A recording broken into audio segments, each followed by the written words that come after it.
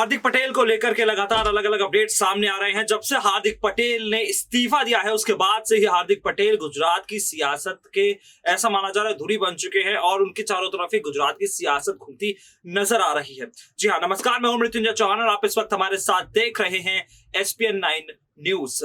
बात करने वाले हैं हम हार्दिक पटेल के बारे में। मैंने आपको बता दिया है कि किस तरह से हार्दिक पटेल के इस्तीफा देने के बाद से लगातार गुजरात की सियासत गरमाई हुई है। कांग्रेस पार्टी पर भी बड़े सवाल खड़े हो रहे हैं कि आखिरकार एक युवा नेता ने इस तरह से कांग्रेस पार्टी छोड़ दी और कई गंभीर आरोप भी उन्होंने कांग्रेस पार्टी पर लगा दिए। इसी के बीच हार्दिक पटेल ने एक और गंभीर आरोप कांग्रेस पार्टी पर लगा दिया है। जी हाँ, हार्दिक पटेल ने कहा है कि उन्हें डर था कि कांग्रेस पार्टी यानी कांग्रेस पार्टी के प्रदेश अध्यक्ष या कांग्रेस पार्टी जो गुजरात कांग्रेस स्टेट है वो उनको जेल भिजवा सकती है। जी, ये इतना बड़ा आरोप उन्होंने कांग्रेस पार्टी पर लगा दिया है। कांग्रेस पार्टी पर एतबार नहीं है, भरोसा नहीं है हार्दिक पटेल को, ये बात हार्दिक पटेल कहते नजर आ रहे हैं। हमने देखा कि किस तरह कुछ दिन पहले जिग्नेश मेवानी को जेल भेज दिया जाता है, लेकिन उसके आरोप बीजेपी पर लग रहे थे। लेकिन यहाँ तो हार्दिक पटेल ही कांग्रेस पार्टी पर आरोप लगाते हुए नजर आ रहे हैं। हार्दिक पटेल काफी दिनों से कांग्रेस पार्टी से नाराज चल रहे थे। हार्दिक पटेल लगातार इस बात को कह रहे थे कि कांग्रेस पार्टी का जो स्टेट ने यानी राज्य नेतृत्व है उनकी बातें नहीं सुन रहा, उनकी अनदेखी की जाती है, जो जिम्मेदारियां उन्हें दी गई उन्हें निभाने नहीं दिया जाता है और कहीं ना कहीं उनकी अनदेखी की जाती है। तो लगातार ये देखने को मिल रहा था कि हार्दिक पटेल अपनी नाराजगी जताते रहे, यहां तक कि सोनिया गांधी से दिल्ली मिलने भी पहुंचे, अपनी बातें भी पार्टी आलाकमान के सामने रखी, लेकिन उसका कोई फायदा नजर नहीं आया।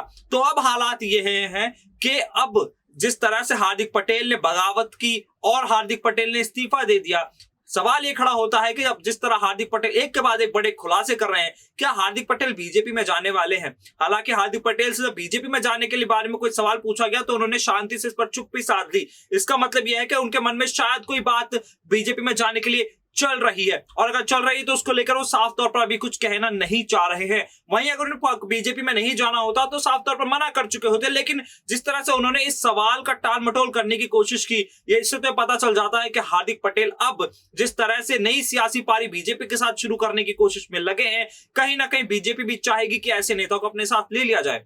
आपको बता दें कि गुजरात में करीबन 15% पाटीदारों की जनसंख्या है, जिसमें से 67% वोट 2012 में बीजेपी को मिला था। लेकिन जब बाद में चुनाव होते हैं 2017 में, ये वोट शेयर थोड़ा कम हो गया। काफी कम हो गया था, क्योंकि जिस तरह देखा गया जीएसटी का मुद्दा था, फिर उसके बाद हार्दिक पटेल ने बीजेपी के खिलाफ मोर्चा खोल दिया था।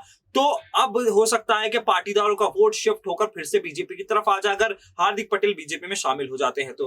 खैर, ये तो वक्त ही बताएगा कि हार्दिक पटेल बीजेपी में शामिल होंगे या नहीं शामिल होंगे। लेकिन अब जिस तरह से हार्दिक पटेल ने मोर्चा खोल दिया है कांग्रेस पार्टी के खिलाफ, कांग्रेस पार्टी की मुश्किलें आगे आने वाले चुनावों के लिए बढ़ती नजर आ रही हैं और विधानसभा चुनावों को देख करके ना तो कांग्रेस पार्टी के पास अभी कोई मास्टर प्लान है, ना ही अभी कोई बड़ा चेहरा है। तो देखने लायक बात होगी कि अब इस मुश्किल से कांग्रेस पार्टी आलाकमान कैसे निपटती है और हार्दिक पटेल का ये जो बांध छूटा हुआ है इससे कैसे निपटती है। फिलहाल इस वीडियो में इतना ही। आप ऐसी ही तमाम बड़ी खबरों के लिए देखते रहिए SPN 9 न्यूज।